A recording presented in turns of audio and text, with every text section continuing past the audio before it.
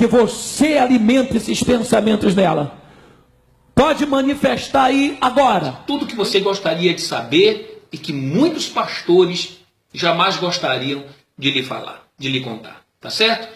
Antes, primeiro, deixa eu me apresentar para vocês que não me conhecem ainda. Eu sou Nathan Silva, sou um ex-bispo da Igreja Universal do Reino de Deus. Nos vídeos aqui no canal, você vai acompanhar relatos de tudo que eu vi e vivi nos bastidores desta instituição por onde eu estive durante 20 anos. O meu objetivo é esclarecer muitas dúvidas que você tem, responder muitas perguntas que lhe acompanham ao longo aí de muitos anos. Hoje eu quero falar sobre a fogueira santa de Israel, que de santa não tem nada, porque por detrás dela se esconde a pior das intenções.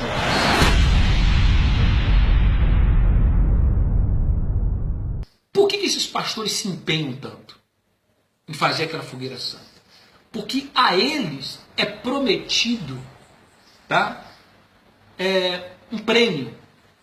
Você sabia que existe prêmio para os pastores que arrebentam na fogueira santa? Você que gosta de ver esse termo aí na Universal, usa esse termo, né?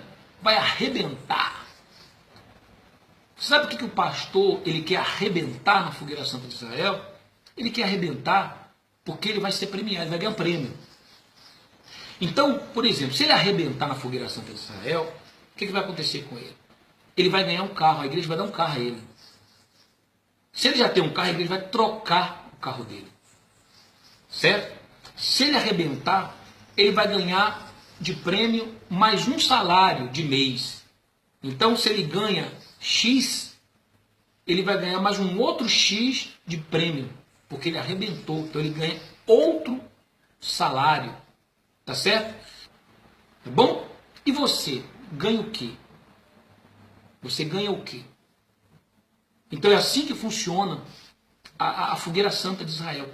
E tem um outro detalhe que muitas pessoas não sabem. Você já viu urubu na carniça? Pois é. É assim que ficam as esposas de bispos e pastores na sede do Estado, quando se arrecadam as ofertas e as coisas doadas na fogueira santa de Israel. Algumas esposas eram escaladas, geralmente as esposas dos pastores regionais, para naquele dia da fogueira santa ajudar a contar as ofertas na sede. E ali, o que acontece? Começava entre elas umas disputas. Uma disputa, tá? Para ver quem ficava com o quê. Então, uma determinada esposa ali, geralmente a esposa do líder do Estado, do bispo do Estado, colocava um determinado valor, certo? O valor que ela queria. Então, um exemplo, se um anel valesse 5 mil reais, uma aliança valesse 5 mil reais, então ela dizia, não, aqui, leva aqui por 200 reais.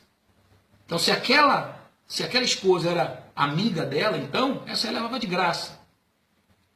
Tá certo? Quer dizer, aquilo que o povo deu com sacrifício, depois era disputado, igual urubu na carniça, ficavam ali, sabe, separando e dizendo, isso aqui é meu, isso aqui eu quero, esse relógio eu quero, essa pulseira eu quero, esse brinco eu quero, era colocado separado, fazia-se um pacote. Aí juntava um pacote todo de uma coisa que valia, por exemplo, 20, 30 mil reais de doações, tá, em joias, e ela dava ali qualquer 500 reais e estava tudo certo.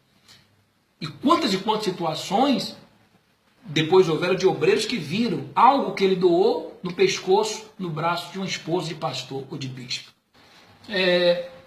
Eu conheço muitos bispos, tá? Bispos.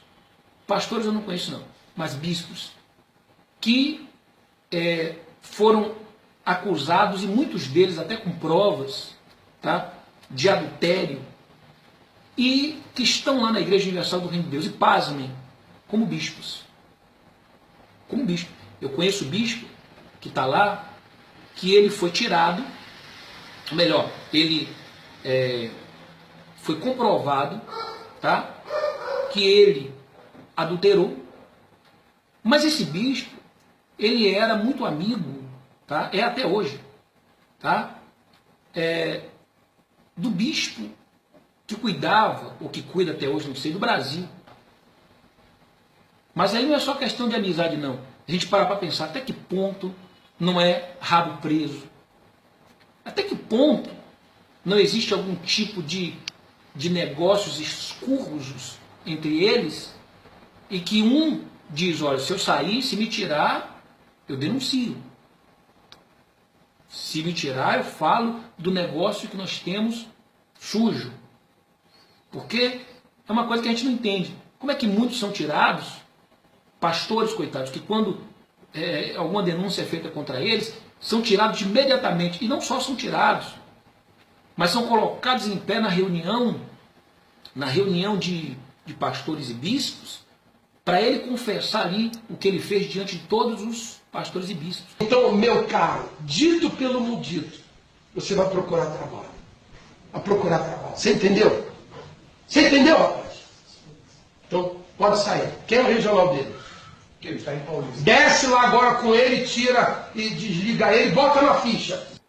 Então, eles fazem isso. Uns, eles superprotegem. E outros, eles, sabe, tiram e ainda denigrem a imagem. Então acontece isso sim na Igreja Universal do Reino de Deus. Não é o que pode ou o que não pode. É quem pode e quem não pode. Na minha época, eu como bispo da igreja, eu tinha 6 mil reais de salário, tá? E mais 6 mil reais de comissões de jornais. Eu tinha 1.500 reais de comissão por semana, tá? Porque eram 5 mil jornais que eu passava, eu tinha 30%, tá, daqueles jornais, então somei que você vai ver, cada jornal era R$1 na minha época, certo? Então, 12 mil. Então, se você está mal, está com deficiência, está passando por um problema, está enfermo, precisa de um recurso para um medicamento, precisa de uma internação, precisa de um equipamento para um familiar seu, e que para mantê-lo ali, digamos, respirando, ou enfim, a igreja, uma vez você sendo membro da igreja, ela deve prestar esse assistencialismo. As ofertas são para isso. Tudo bem, volta a falar, pagar luz, pagar água, comprar uma cadeira, certo? Se esses 680 milhões que foram gastos num templo para esbanjar poder e para reconstruir a igreja, ela é isenta de impostos. Porque as arrecadações da igreja, elas têm um destino certo. Não é o pastor ou o bispo que tem que decidir ou definir para onde vão as ofertas das pessoas. O que fazer? Não, vamos construir aqui um ultra mega templo, um ultra mega megalomaníaco templo. Vamos construir o Templo de Salomão. Vamos construir catedrais luxuosas com suítes de luxo. Tá? E não adianta dizer que não é não, porque eu vivi dentro das catedrais. Eu estive dentro das catedrais. E eu sei que todas as catedrais, elas dispõem de uma suíte de luxo exclusiva do Bispo Macedo. Você sabia disso? Por exemplo, aqui no estado da Bahia, onde eu passei a maior parte do meu ministério, principalmente como bispo da igreja, ali tem uma suíte, tem um elevador que leva até um determinado andar onde tem o escritório do bispo do estado, e você seguindo esse elevador para um andar superior, aquele andar é exclusivo do Bispo Macedo. Ali tem uma suíte, com banheira de hidromassagem, tá? O interior é todo ali de mármore, todo ele importado, tá certo? Mármores e granito, tudo importado.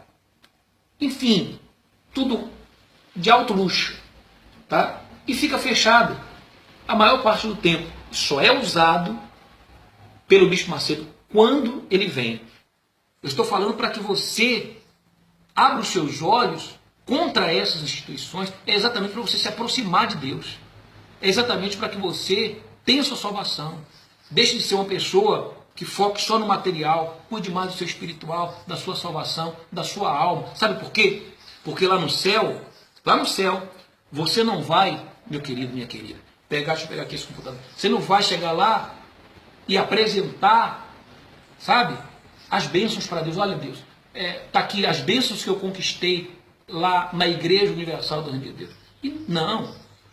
Lá as bênçãos, as suas conquistas servem para quê? Para quê no que diz respeito à sua salvação? Para nada. Então, você vem aqui no altar do sacrifício pegar o envelope. Por favor, quem quiser pode vir agora. Em nome do Senhor Jesus. Suba por aqui, por favor. Olha, não vem ninguém. Sabe por que não vem ninguém? Porque ninguém se levantou. Ninguém se levantou. Se levantar um de vocês, o outro vai vir também. Isso aí, Maria vai com as outras, sabia?